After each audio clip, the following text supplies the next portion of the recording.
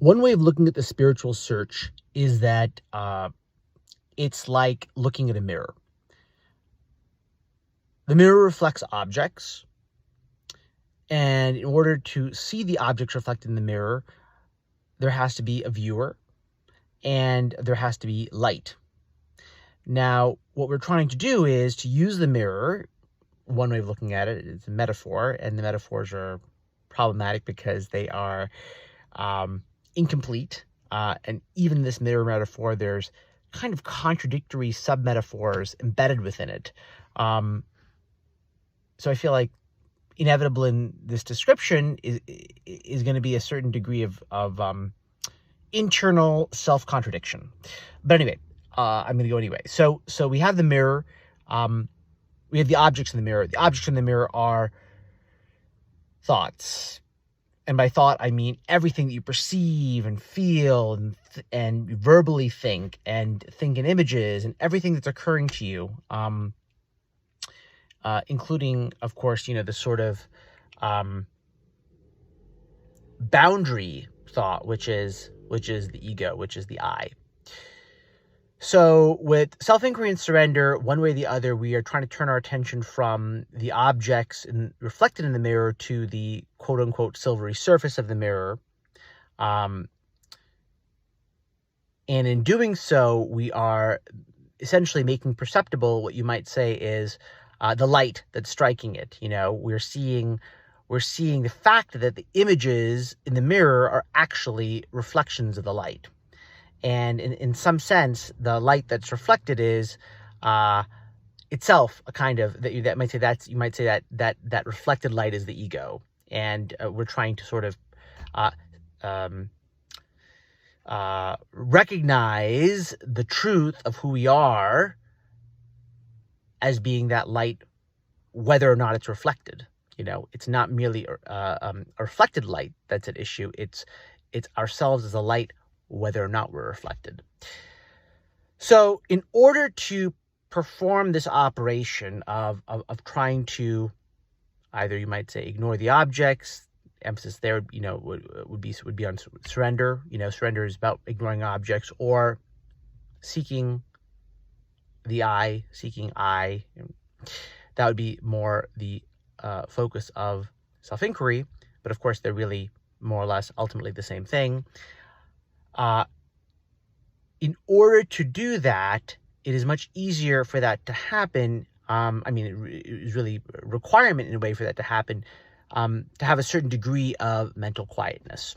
And that degree of mental quietness is what permits the mind to concentrate. An agitated mind, a mind that is distracted, a mind that is heavy, a mind that is dull,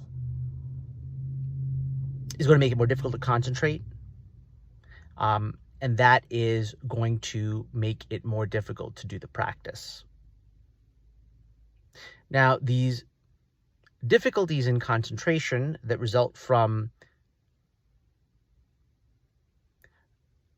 an agitated mind or a dull mind or a distracted mind can be viewed basically as a product of essentially what I always call attachments. So attachments are a very broad word referring to really any kind of concern that you might have that flow from your identity. That is that sort of deeply rooted belief. It's not really a normal verbal thought, but it's kind of a deeply rooted belief that you're a separate person, that you're a body and a mind. That is essentially the egoic identity. From this egoic identity, when you represent yourself as a body and a mind, and as a social being, as having a past and a future and a family, and various goals, regrets, etc., right? Various desires and fears flow from that, and that set of desires and fears that are the attachments that flow from identity also reinforce identity. That is to say, they cause the mind to move towards the objects of desire and away from the objects of fear, essentially. And in that movement, they reinforce the identity as a separate being. They reinforce the ego, and that in turn reinforces the attachments to the outside world. and to various objects. I mean, when I say outside world, I mean including objects even of your thought and fantasy. So one way to understand this in our little mirror metaphor is that, we are, in attempting the practice, we are trying to polish the mirror. The dullness of the mirror. I mean, I guess you can really kind of split this up into pieces. If you want, you can say, there's something called dullness of mind. That might be equivalent to getting rid of that might be equivalent to polishing the mirror. There might be agitation of mind, which is more like the objects being chaotic, right? And we can deal with that separately, or we can view it all as kind of part of the mirror polishing process. It doesn't matter whether you separate it out or not. In some ancient texts, they kind of separate it out. But the point is that if the mirror is dull, it may be harder to focus on the silvery surface of it, and therefore to notice the fact of the light that is shining on it, and to follow that with our awareness, which is essentially what turning inward is.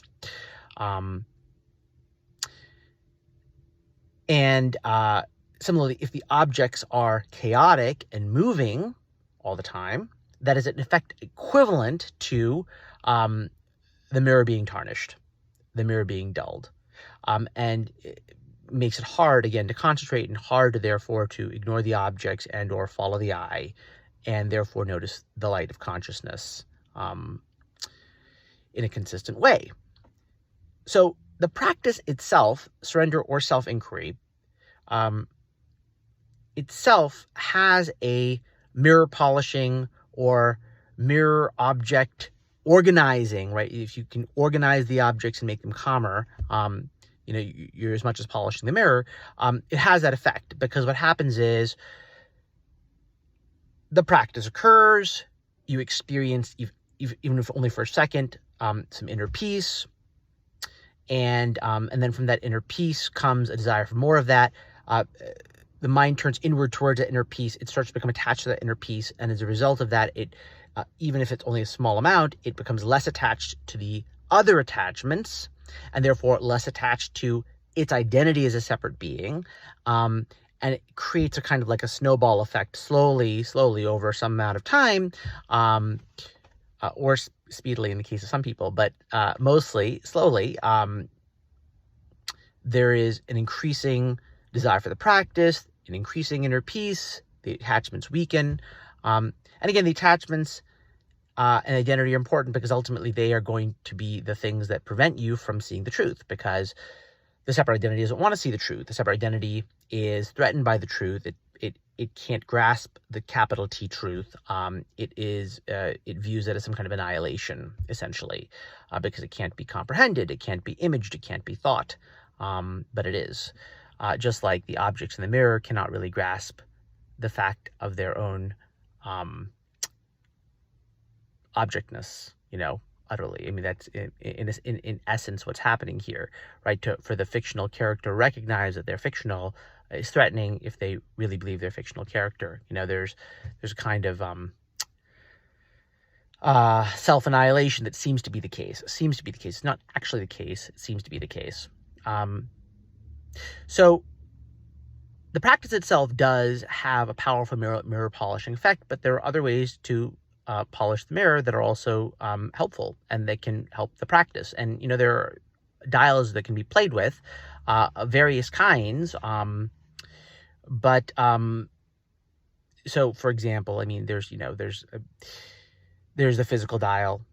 The Bhagavad Gita says the one who is a spiritual aspirant shouldn't sleep too much or sleep too little, shouldn't eat too much or eat too little. There's a kind of middle way, being mentioned there that, the Buddhists would also agree with, I suspect. So physical things can help quiet the mind in various ways, right? Exercise, other kinds of physical body work of various kinds can be helpful. Social environment can be helpful. The association, satsang, which means the association with the wise, association with the spiritual, can be helpful. That's why people go to ashrams. That's sometimes why people become monks, though that's not the right path for many people, that is a right path for some people. Different social circumstances can lead to different mental environments. It's definitely not a cure-all to become a monk, but it's something to be aware of. That, of course, yes, different environments do help. That's why people go to temples, etc. Those things can be helpful. But one of the biggest knobs I think that people can play with as spiritual seekers, and one of the ones that I recommend the very most, is the psychological, because there is a huge effect of emotional and psychological well-being on the search. And what I tend to recommend at this point as the main way of dealing with the psychological for serious spiritual seekers is psychotherapy. And not just any psychotherapy, but in particular psychoanalysis and variants of psychoanalysis. Now, what is psychoanalysis? I'm going to try to make this very brief and simple, but essentially, psychoanalysis is the set of therapies that derives from what Freud established. But it's grown and changed a lot since his day. But some of the basic concepts that are still necessary to that way of thinking, psychoanalysis, as opposed to other kinds of psychotherapies, of which there are many, is the acknowledgement of the existence of the unconscious. The idea is that there's a part of our mind that we are aware of, and there is a much larger, really more important part of the mind that we're not aware of. And this larger part of the mind that we're not aware of is often composed of habits and views of the world that are, first of all, often from our past, that compose perspectives that we are unaware of and perhaps do not want to be aware of. We have things about ourselves and about other people that we don't want to see because they cause pain.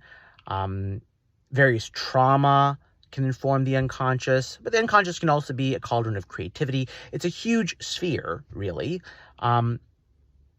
But for our purposes, the main issue is that the unconscious contains many of the ways that we see ourselves and other people, many of the expectations we hold of ourselves and of the world. And if these expectations are putting various parts of ourselves into conflict with each other, let's say we have certain desires that conflict with other desires, that's partly the human condition, but there may be ways in which these kinds of inner conflicts, especially if they happen at certain critical times in our upbringing, can lead to really problematic ways of dealing with ourselves in the world, right? Including, for example, really low self-esteem, feelings of hopelessness, really problematic patterns in relationships, seeking things from other people or from ourselves that aren't there to be had, punishing ourselves in various ways, all kinds of behavior that we don't understand, why we do what we do. Psychoanalysis tries to penetrate into this. Another one of the key aspects of it is what's called the transference, which is the idea that there are elements of our interpersonal relationships that we tend to find and often recreate from our past. We tend to see the same people over and over again because we kind of create those people in others. We create certain reactions. And we see as well in what people have, what they're doing, we see it with a certain filter. So again, transference is a universal phenomenon, but when it's heavy and it's problematic and it's causing us to do certain self-destructive things that we don't understand over and over again, that could be difficult and problematic for the practice, because it will steer us in these sort of compulsive directions. Psychoanalysis takes these phenomena of the unconscious and transference very seriously, and unlike a lot of other psychotherapies, good psychoanalysis and its sort of variants, which are called like psychodynamic psychotherapy, that's sort of its little sibling, don't try to fix you in some mechanical way. What they do, ideally, although there are many different sub-schools of thought and different analysts work in different ways, is as I see it, is permit you a space in which to, first of all, understand your past, come to grips with your unconscious, sort of get to know yourself better, get to know what's in your unconscious more. It's not never 100% perfect understanding, but you more and more of what motivates you that you didn't know motivated you. What are the underlying perspectives that drive your emotions and your desires you may not understand, that drive your relationships that you may not understand, that drive your relationship with yourself you may not understand.